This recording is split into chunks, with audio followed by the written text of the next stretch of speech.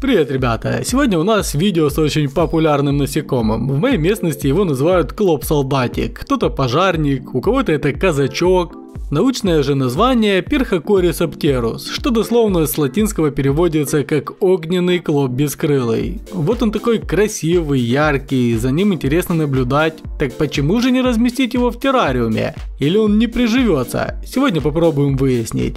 Нам для создания колонии достаточно будет около 50 особей, поэтому мы выбрались в парк и погнали их собирать. Принципиально берем только взрослых особей, а детенышей нет. Наша задача проверить, смогут ли они размножаться в неволе и, возможно, их вообще держать как домашних питомцев. Я думаю, вы часто видели солдатиков, которые ходят парами и понимаете, что они занимаются процессом размножения. Но почему других насекомых не приходится наблюдать за таким занятием в такой странной позе? Об этом мы тоже сегодня поговорим, но позже. Итого насобирали такую вот небольшую компанию из 3 десятков солдатиков. Закинули к ним немного травки, пусть думают, что они на природе. Уже суетятся, все в движении. Обсели ствол одуванчика и пьют с него сок. Ладно, пусть развлекаются, а мы переходим к созданию террариума.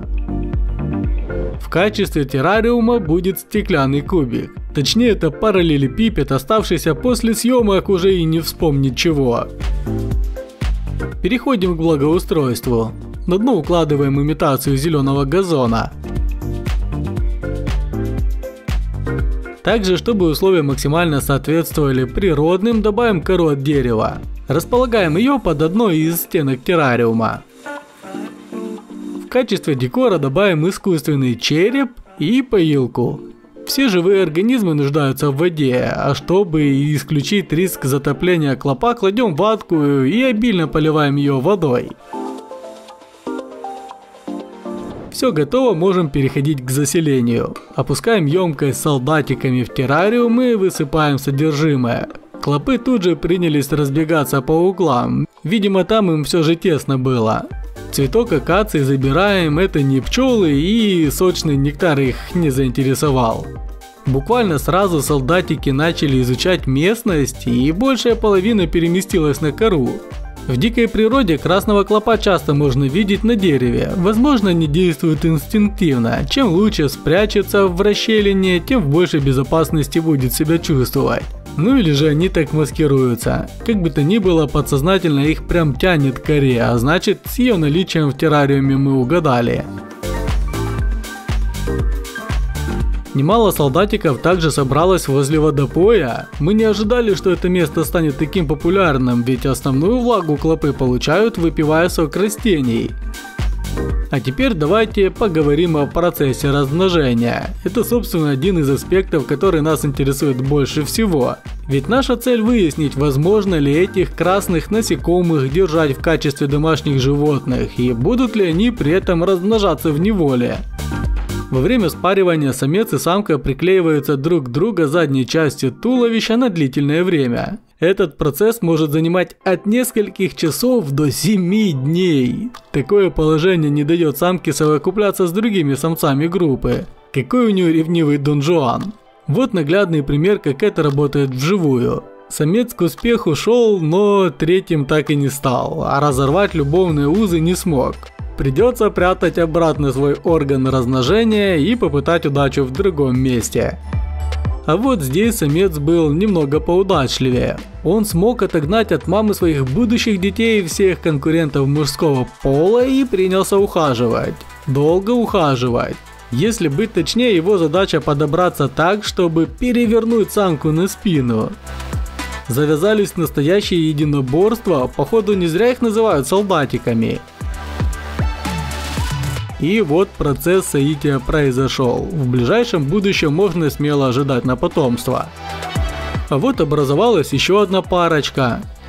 Только на сей раз все произошло быстрее. Или мы просто пропустили момент ухаживания. В любом случае на наших глазах родилась еще одна пара.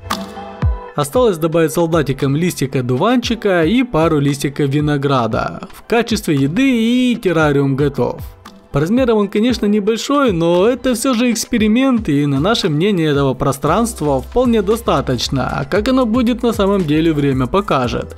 Накрываем крышкой, чтобы насекомые не разбежались. А сами уходим на выходные, оставляя их наедине. Посмотрим, как они приживутся. Нас не было всего 2 дня, а изменения произошли колоссальные. Во-первых, 90% обитателей перебрались на кору, организовали себе общежитие. Во-вторых, в террариуме появилось огромное количество яиц. Один из углов буквально усеян. Интересно, это они так выделили себе отдельную зону или чисто совпадение? Еще кладку мы обнаружили на уже подсохших листиках. Вынимаем его из террариума, чтобы поближе рассмотреть. Какие же они крохотные, эти яйца, их размер составляет всего от 0,5 до 0,7 мм. К тому же выяснилось, что кладка с 2 сторон листика. Если верить научной литературе, то продолжительность развития яйца составляет от 1 до 2 недель. Так что совсем скоро в террариуме должно произойти пополнение. Остается набраться терпения и ждать. Вам ждать, естественно, не придется. Прошла неделя, и первое, что стоит отметить, это отсутствие воды в поилке. Зато солдатики, по всей видимости, уже изучили место и знают, где можно утолить жажду. Поэтому собрались на водопой. Не будем томить их ожидания и пополним резервуар водой. К сожалению, за первую неделю один солдатик преждевременно покинул эксперимент. То ли условия содержания не подошли, то ли это естественный процесс, время покажет. Зато остальные чувствуют себя неплохо и даже успели создать больше пар. Да и в целом держатся вместе в одном из углов террариума. От природы красные клопы коллективные насекомые, и на примере нового домика это хорошо видно. Так как солдатики питаются соком растений, раз в 2 дня приходилось менять зелень на свежую. Во время замены обнаружилась еще одна кладка новых яиц. Их в террариуме становится все больше и больше. Осталось набраться терпения и ждать появления нового потомства. Прошла еще неделя, и вот, вернувшись с выходных, мы обнаружили, что в нашем террариуме пополнение. Наконец из яиц вылупились первые клопики. Что забавно, в пятницу ни одного не видели, а тут сразу 3 разных размеров и возрастов. Самые маленькие меньше миллиметра. На этих кадрах видно, что размер насекомого почти такой же, как яйца. Скорее всего, он на свет появился всего несколько часов назад. Несмотря на свой юный возраст, молодое поколение передвигается очень быстро и ловко, как будто они рождаются с уже готовой программой. И да, обратите внимание, сколько еще не вылупленных яиц. Чтобы понимать размеры молодого солдатика, давайте сравним его размеры со спичечной головкой.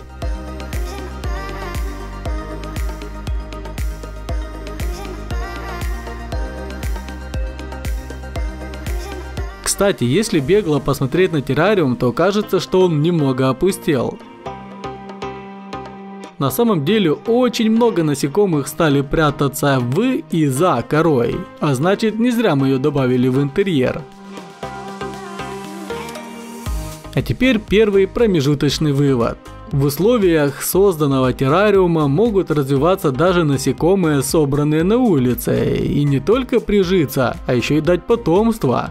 Ребята, если хотите продолжение с красным клопом-солдатиком, ставьте плюсик в комментах, и возможно мы еще вернемся к этой теме. Сегодня все, пока. Пока-пока.